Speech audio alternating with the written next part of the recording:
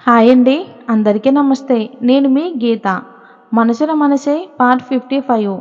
నవీన్ అలాగే చలికి వణుకుతూ ఉండడంతో ఆలోచించి నవీన్ పైన 2 దుప్పట్లు కప్పి పక్కన తను పడుకుని నవీన్ని గట్టిగా పట్టుకుంటుంది. నవీన్‌కి కూడా వెచ్చగా అనిపించడంతో రాధని గట్టిగా పట్టుకుని పడుకుంటాడు. కాసేపటికి నవీన్‌కి చలి తగ్గి నార్మల్ అయిపోతుంది. ఉదయం నవీన్ ఫ్రెష్‌గా నిద్రలేస్తాడు. జ్వరం కూడా పూర్తిగా తగ్గడంతో లేచి కూర్చుని రాధ తెచ్చే టీ కోసం ఎదురు చూస్తూ ఉన్నాడు. ఇంకా రాధ రాకపోయేసరికి పెద్దగా రాధ టీ అని అరుస్తాడు. లక్ష్మి టీ తీసుకుని లోపలికి వచ్చి తగ్గిందా నాన్న జ్వరం అని అడుగుతుంది. తగ్గిందమ్మా. అవును, టీ నువ్వు తీసుకొచ్చావేంటమ్మా అని అడుగుతాడు నవీన్. రాధ టిఫిన్ పనిలో బిజీగా ఉంది నాన్న, నువ్వు ఫ్రెష్ అయ్యిరా అని చెప్పి వెళ్తుంది లక్ష్మి. నవీన్ లేచి ఫ్రెష్ అయ్యి వెళ్ళేసరికి అందరూ టిఫిన్ చేస్తూ ఉన్నారు. నవీన్ ఫీవర్ తగ్గిందా అని సుజీ అడుగుతుంది. తగ్గింది అని నవీన్ పొడి పొడిగా మాట్లాడి సోఫాలో కూర్చుని కిచెన్ వైపు చూస్తాడు. రాధా టిఫిన్ పెట్టు అని నవీన్ పిలుస్తాడు. మళ్ళీ లక్ష్మిని టిఫిన్ తీసుకొచ్చి నవీన్ పక్కన కూర్చుని పట్టు నానా అని అంటుంది. అమ్మ రాధా అని నవీన్ ఆపేశాడు. తను పనిలో ఉందిలే తిను అని చెప్పి టిఫిన్ పెడుతుంది. ఇక నవీన్ కూడా సైలెంట్గా తినేస్తాడు. సంజయ్ సుజీ ఆఫీస్కి వెళ్ళిపోతారు. సుదర్శన్ గారు శంకర్ నారాయణ గారు బయటికి వెళ్తారు. రాధ వంటగదిలో ఆలోచిస్తూ ఉండగా ఫోన్ మోగుతుంది. రాధ ఫోన్ వైపు చూసి లిఫ్ట్ చేసి హలో శ్రీ అని ఏడుపు గొంతుతో అంటుంది.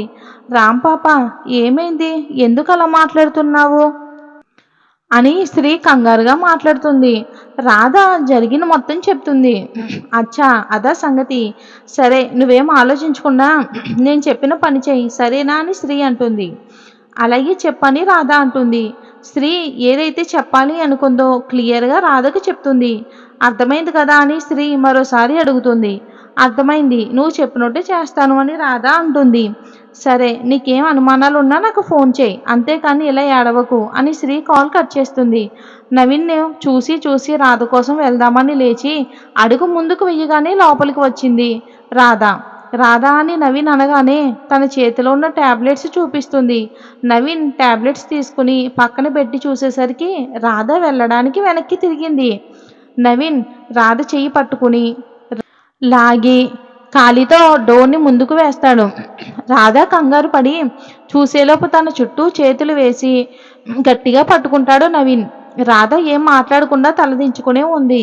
రాధా, పొద్దుటి నుండి ఎందుకు నాకు ఎదురు పడలేదు అని అడుగుతాడు. రాధ ఏం మాట్లాడకుండా సైలెంట్గా ఉంది. ముందుకు పడుతున్న తన జడను వెనక్కి వేసి ఏం మాట్లాడవా, నీ దగ్గర అన్నింటికీ సమాధానాలు ఉంటాయిగా చెప్పు అని అడుగుతాడు. రాధ ఇంకేం మాట్లాడకపోవడంతో రాధ గడ్డం పట్టుకుని తల పైకి లేపుతాడు.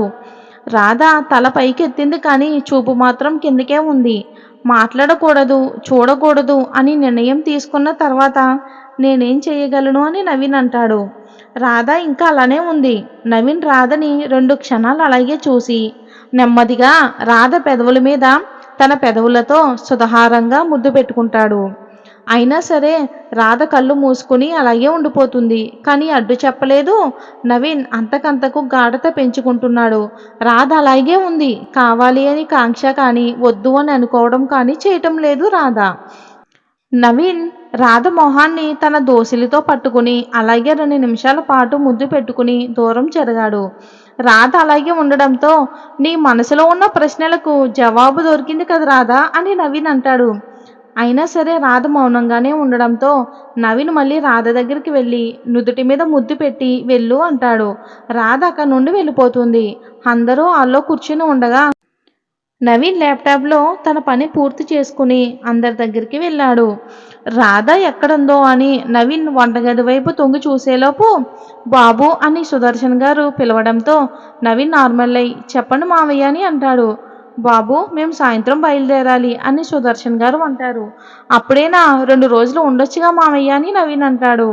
లేదు బాబు, ఊళ్ళో చాలా పనులున్నాయి, వెళ్ళాలి, మరోసారి వచ్చినప్పుడు 4 రోజులు ఉంటామని సుదర్శన్ గారు చెప్తారు.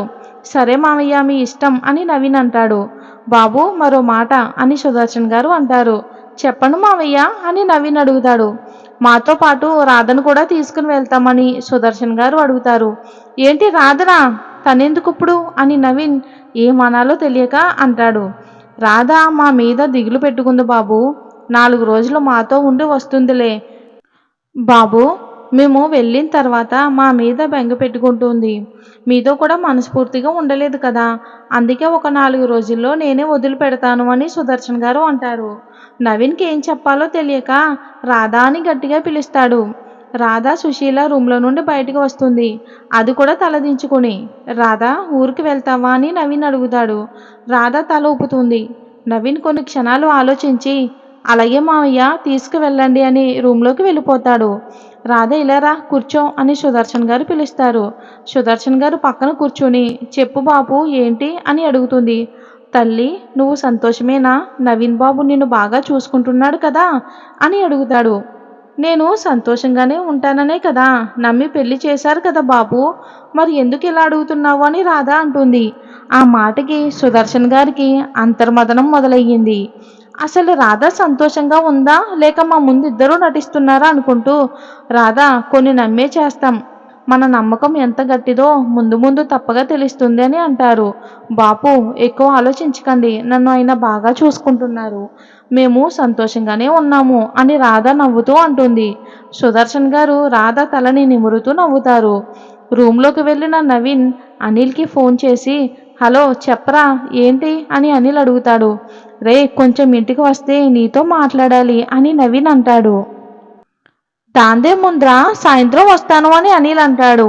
రే సాయంత్రం కాదు ఇప్పటికప్పుడు రావాలని నవీన్ అంటాడు. నీకేం తొందర, సరే సరే ఏదో ఒకటి చేసి మధ్యాహ్నం వస్తాను అని అనిల్ అంటాడు. సరే అని నవీన్ కాల్ కట్ చేస్తాడు. ఏంటో వీడు తొందర అంతా, అర్జెంటుగా మాట్లాడవలసిన విషయం ఏంటబ్బా అని అనిల్ ఆలోచిస్తూ అనుకుంటాడు.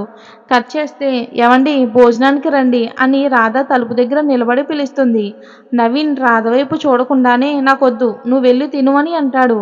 రాధ ఏం మాట్లాడకుండా కదలకుండా అక్కడే నిలబడి ఉంటుంది. నవీన్ వెనక్కి తిరిగి రాధ వైపు చూసి చెప్పాను కదా నాకు వద్దని, వెళ్ళు అని మరోసారి చెప్తాడు నవీన్. ఇది ఫ్రెండ్స్ స్టోరీ. మరి రాధ ఊరికి వెళ్తుందా లేదా అనేది వచ్చే భాగంలో చూద్దాం. స్టోరీ నచ్చినట్లయితే లైక్ చేసి ఛానల్ని సబ్స్క్రైబ్ చేసుకోండి. మీ అభిప్రాయాన్ని కామెంట్ రూపంలో తెలియచేయండి.